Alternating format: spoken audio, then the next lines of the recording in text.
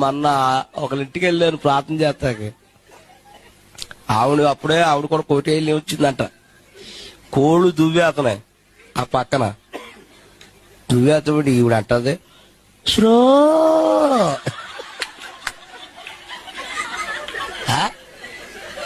అయ్యో బాబోయ్. నేను అలాగే చూస్తున్నాను. అవి కదిలితేలేదు, మెదిలితేలేదు. మళ్ళీ అంట శ్రో ఇంకా రెచ్చిపోయి దువ్వేస్తున్నాయి అయ్యి.